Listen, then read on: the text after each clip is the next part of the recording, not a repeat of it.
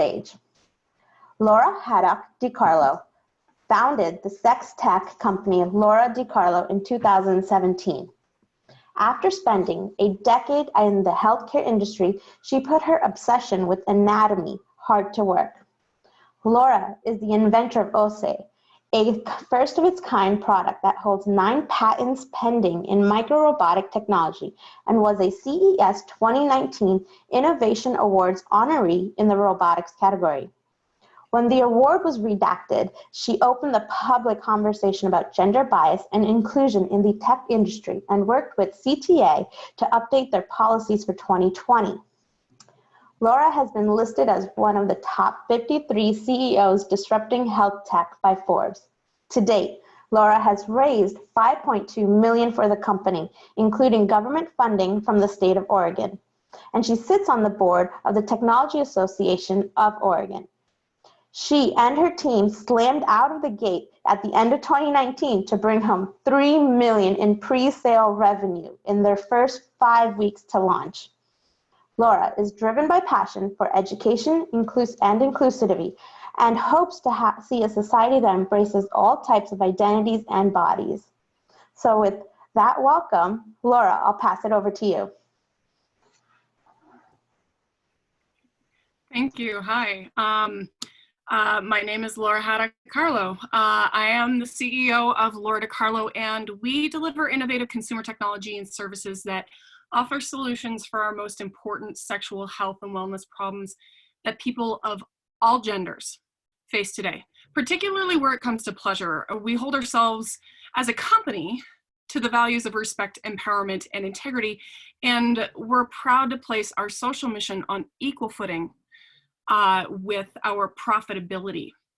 A social mission which is rooted in gender equity and empowering folks to feel more comfortable in their own skin so that they can go out and show up confidently in their everyday lives, and in doing so, perhaps change the world just a little bit for the better. Because of these values and mission, we've found ourselves in the international hot seat, fighting for social change, particularly where it comes to demolishing sexual shame and embracing our identities, as each individual human should have the right to do so. Being in that hot seat put us on the map when we challenged the Consumer Technology Association for gender-biased practices. And it shunted me and the company as a CEO onto stages all over the world as a motivational speaker and a thought leader in our space.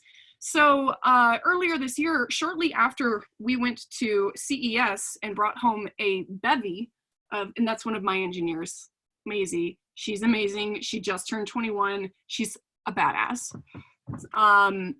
Shunted me. So we found ourselves after CES entering what we called our version of March Madness, encompassing this insane amount of travel, meetings and appearances, as well as delivering my very first keynote, the opening keynote for speech in Stockholm, Sweden, introducing what I call the altruistic agenda. And it's kind of our modern take on an antiquated business model, and how we approach business today as female, non-gendered, and more progressive folks in business.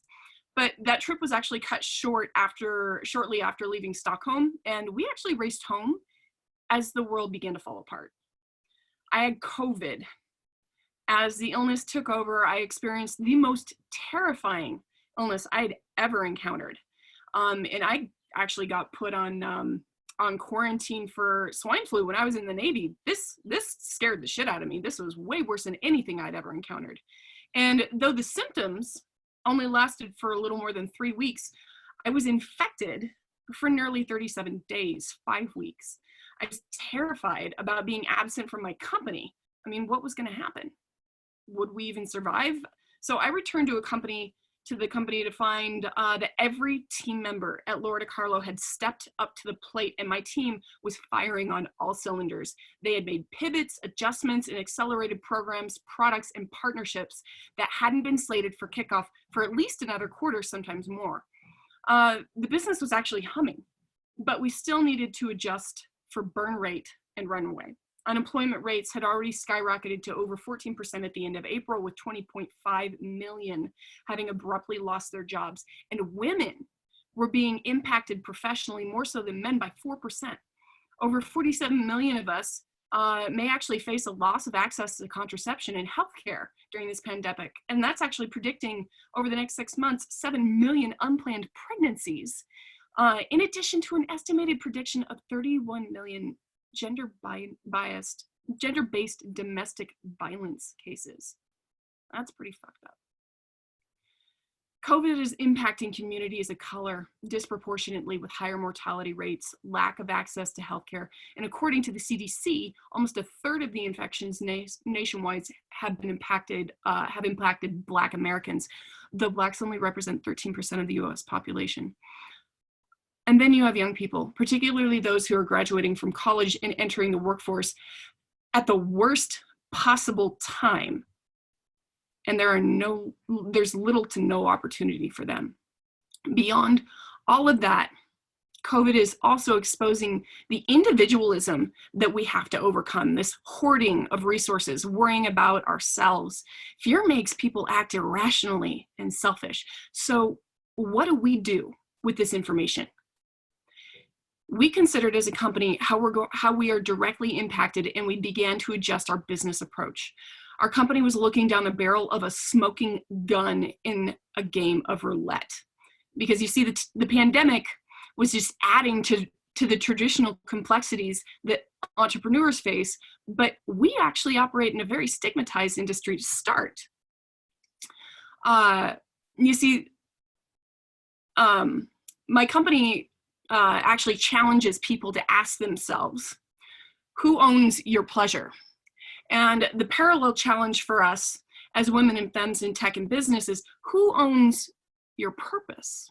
Thankfully, there is actually a significant number of women on the rise in leadership. There's more and more forums where we can come together and support each other's purpose. And this conference is just another example of that actually being in action. But by no means does that mean we are about to take a victory lap. We all face a number of extremely challenging obstacles as female entrepreneurs and women operating in healthcare. The struggle is real. Founding a tech company that supports sexual wellness has a unique set of challenges. After all, our focus is on a very fundamental, universal human need. In fact, it's such a universal human need that it goes back to prehistoric days. Did you all know that the oldest known dildo is actually 28,000 years old? You compare that to the wheel, which was invented 3,500 years ago. Initially, I thought that sex sells, right? This shouldn't be too hard. Not exactly. There was an enormous difficulty in expressing the value of innovating an industry that had not seen significant technological development in over a century. Now imagine adding a pandemic to facing that massive wall of sexual shame. There was talk of layoffs and furloughs. So when we laid out our team like a deck of cards, we quickly realized that every queen, king, joker, and ace we held made for a winning hand, and we weren't about to let a pandemic force us to fold. So we kept our team together, and some of us made sacrifices. I actually stopped taking a paycheck and others took cuts, but we held strong. We had to shift our thinking. We changed to a fully remote team, entering what I like to call potato management. I'm sure you're all familiar with that one. We actually had a meeting where everybody showed up as a potato one day. That was fun. But this is where every conversation lives in a Zoom world. We learned one thing very quickly, that there is no such thing as overcommunication.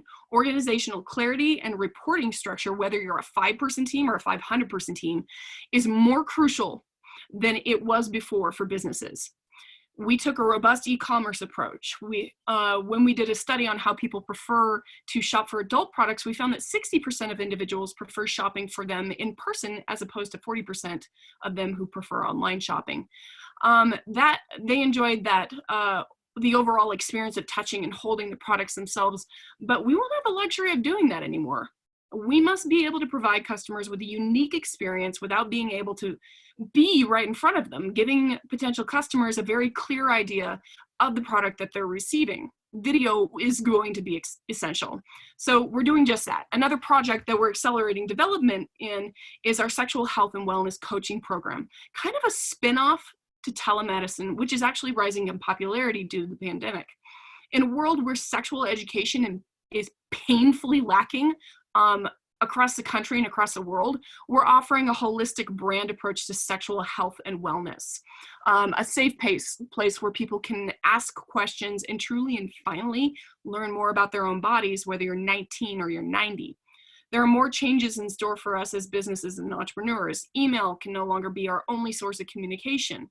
We'll have to invest in more collaborative platforms such as Asana and Slack, which brings us to the most important topic: transparent and open communication across departments and on a large scale, which means hearing all voices and allowing everyone a seat at the table to collaborate. Rather than seeing COVID as a misfortune, we have to see this as an opportunity. We've inherited a patriarchal world, but now we have this unprecedented opportunity for us to choose the world we want to live in.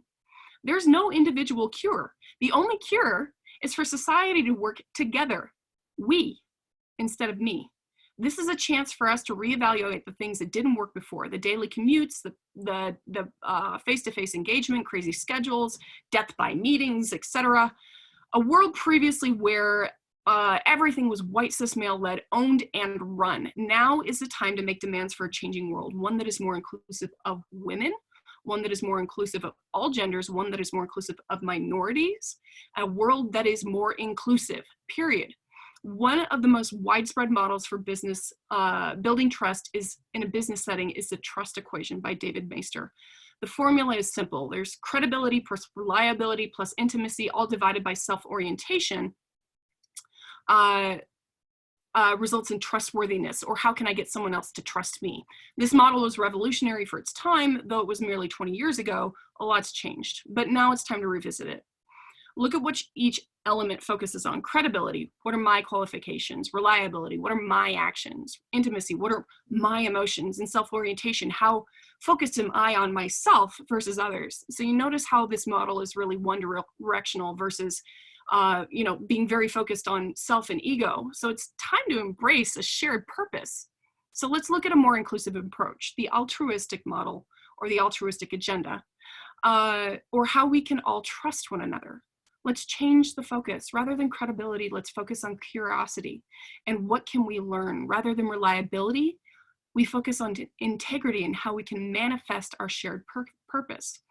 And rather than intimacy, we focus on empathy and how we can be aware of the feelings, needs, and thinking of others. While self-orientation is a relevant contrast in this model, let's go to a deeper level and get to the root of what is canceling out our greatness: shame and fear. Let's explore what's getting in the way of our connection with others and blocking our true purpose. So as we all continue to explore our own potential as founders and innovators and disruptors in uncharted territory, I encourage us to all start asking a new set of questions. What's the relationship between your purpose and your profit? How can you empower your industry? And how could that benefit you from more than if you try to dominate it? And then as a leader, how can you operationalize curiosity, integrity, and empathy? And how are shame and fear impacting your career, your company, your industry, and your fucking dreams? And what would it be like to break free of all of that? Ultimately, this is what this and helping others to feel more comfortable in their own skin is what my company and I are all about. And to be honest, it feels really amazing to be surrounded by so many powerful, like-minded change agents here. So I'm humbled and I am in awe in each and every one of you. And thank you for having me. That means I'm done. Thank you so much, Lora. Got the cue. We really appreciate you lending a really unique lens that you have and experience that you have to kind of the larger conversation of women's health tech. Can you talk a little bit about your approach to destigmatizing sexual health education and also the sex tech field at large? Yeah. So from a personal standpoint, we kind of have to tackle everything as it is closest to us. So as a company right now, we are developing this program of sex educators and therapists on different levels. So we have coaches that coach folks from, how to use products, which products work for you, what your journey might look like, all the way up to true sexual coaching and therapy. And what we are, I think the first line of action here is making sure that your coaches are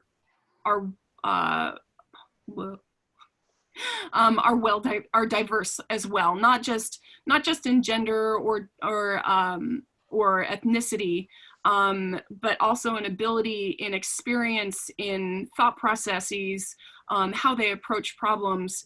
And I think the biggest thing is to tackling that shame and to reaching a more diverse platform and really truly helping people feel included is allowing people to just feel normal and stop defining normal as, something that's unattainable or something that everybody else is, but I'm not. You're all freaking normal. And whether you have kinks or whether you have fears or whether you, no matter what your fantasies are, everything that you do sexually is normal. And what we want to do is help you feel like there's nothing wrong with what those fantasies are or what those inklings are, regardless of what you look like, where you came from, and what your education is, or any of it. But it starts with how do we put that program together, which means we have to be inclusive from the very, very ground up. Right, that makes a lot of sense. So kind of on that, can you talk about how you're making the Lora DiCarlo company and the products more accessible to people seeking sexual health services, and how sex tech relates to sexual health? Absolutely. So the first part of that question is how are we making them more accessible? We're working on that as quickly as we possibly can. Keep in mind, we are still actually we still be considered a startup, but our first product I originally designed so that it would actually be able to conform and accommodate different body types, different shapes, different vaginal sizes, angles, pelvic angles, so that you can have a hands-free experience. Part of the reason I wanted to do that is because not everybody has access or has full range of motion with their hands, or they have pain with their hands, or some people might not even be able to reach down there that well. So some of the initiatives that we're taking is closing that gap, closing that orgasm gap, not just where all able-bodied people are considered, but we're also looking into how do we create products that have like a one-off product that allow people to utilize our products more effectively. If you have any kind of disability. Additionally to that, inclusivity also means financial inclusivity. And yes, our products are very, very high quality, and some of them are expensive, but what we've done to start, and this has been a initiative of mine since the very beginning, is making sure that we can get something put together where people can make payments for those products. In order for them to be more accessible to people of lower income brackets. And we'll continue to create new products that are more accessible, more affordable for folks of all different socioeconomic statuses. And how this aids with education is, the fact is, if you don't use it, you lose it. If you don't touch yourself, you're not going to know about yourself. I highly recommend that everybody goes home, if you haven't done this, take a mirror and check yourself out.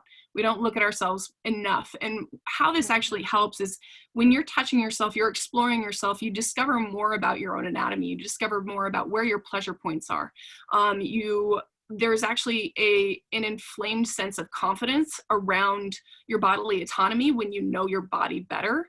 And that shows up when you speak to a physician. If you know more about your body, you're more likely to go and speak to a physician and go, hey, you know, I know my body, this is weird, it's different, because you're actually engaging with yourself. And that breeds confidence, and that confidence doesn't just show up when you're speaking to your physician. It shows up when you're speaking to your partner, when you are speaking at work. It shows up across the platform, and how you show up confidently in society. And that's actually part of our mission as a company, is to allow those people to feel a little bit more confident, because our goal is ultimately to change the world. But we know that we can't do that on our own. But if you can empower someone to feel more confident in their body, a little more comfortable in their own skin, and more confident in their identity, we know identity is directly linked to that feeling of confidence and how we show up in the world, and how we're empowered. You take that and you show up differently. Those people go out and they make little changes in the world, and sometimes big changes. And that's how we want to change the world. We want to empower you to go change the world. Amazing. Thank you. And I think it's such an important point to bring up, that sexual health is actually a part of not only women's health, but human health, right? And being able to understand our own bodies better enables us to understand our health. So for a million reasons, you know, it's so, so adjacent, overlapping, and related. And so, well, you know, yeah. We actually did a study last year that broke this down. We asked people, why are you masturbating? What are the big 3 reasons? And our top 3 reasons that came back, we surveyed over 1,500 people, and that study turned up and it said that the top 3 reasons were because people were after, you know, decreasing stress and anxiety, achieving better sleep, and better overall mood. You can't tell me that isn't directly related to health and wellness. Exactly. And I think that's such an important point to bring home, and especially tie into everything else that we're talking about here today. So thank you for that. We have some more questions. Laura wants to know, how has your experience in the medical and military spaces informed your experience with this industry? It's, I mean that I draw from that on a daily basis. From a medical standpoint, it's, when I started this company, the part of the reason that I got so interested in it, I mean, to be very brazen about it, the reason I started this company is because I had a freaking orgasm, and I was actually pre-med at Portland State. And this orgasm knocked my ass off the bed, and I laid on the floor kind of drooling, just going, oh my God, how do I do that again? And I was with a partner, and all I could think is, I want to learn how to do that by myself. And so I actually started looking into the physiological study of erogenous zones, and I discovered that there was not a lot of information in medical texts. In fact, we did very little study on it. And so I started looking deeper into it and doing a lot of study, and I discovered one thing that I didn't know at the time: your clitoris is actually about the same size as your hand. And what I had experienced is stimulation from the outside all the way to the inside. And I realized, you know, we're making all these products that are developed by men. They're manufactured by men. The original vibrator was actually developed and invented by Dr. Mortimer Granville in the 1920s, I believe. And he actually invented the vibrator because he was using his hands to stimulate the clitoris in order to combat female hysteria. Well, I'm so glad you came up with the vibrator. I'm sure that helps with your carpal tunnel, but it hasn't actually changed in the last 100 years. So I wanted to create something that was physiologically informed, that worked with our physiology and our anatomy. And I wasn't seeing anything like that in the industry anywhere. And where the Navy came in is, I thrive in a structured environment. I need that structure. And what we did very early on was implement that structure heavily. So we talked about everything from, you know, all that scaffolding, the goals, the objectives as a company, the vision, the mission, the values, where most people think culture, oh, culture is, you know, our culture is great. No, I'm sorry. Culture is going to breed itself. The only thing that you can do is you can influence it, and you can pamper it as it grows. But if you don't have that scaffolding at the ground level, you're going to end up with a big bag of shit at the end of the day. So we made sure that we had all of that framework in place, and it is it has definitely paid off in the long run. Like I said, I woke up from COVID a month later and my team had taken initiative and really pulled it together, and we were actually doing well. So, which was a surprise to me and not as terrifying. That's good to hear. I've been seeing a lot in the sex tech space that, it's one of the fields that's really blossoming during the pandemic. Have you seen that with your company? Yeah, we're seeing very steady sales. We're also seeing a lot of engagement with our followers and with our email subscribers. We've had a boost in followership. We're also seeing people talk about it a lot more, because I think it's a little easier for you to get behind a computer and type your thoughts. I mean, yeah. How do you think trolls were born? I mean, everybody's a crusader behind their computer, but people are finding that confidence because they don't have to face it head on, but it's allowing us to propel that conversation into a mainstream space. Right. That makes a lot of sense. And hopefully, that kind of triggers more and more conversations that also help to reduce the stigma around it. And the more we talk about it, the more we'll get to know, what we're our own bodies and kind of more about the people around us too. Exactly. And I think like one thing that I do believe is that the more comfortable you feel in your own skin, the less you're likely to go out and stigmatize or attack somebody else for being different than you. And that is another goal of ours. If you feel comfortable in your own skin, you're more likely to just let everybody else be. Hey, you're happy, I'm happy, we're all happy. Go have an orgasm. There you go.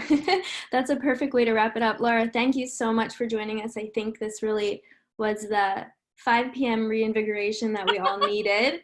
I really appreciate you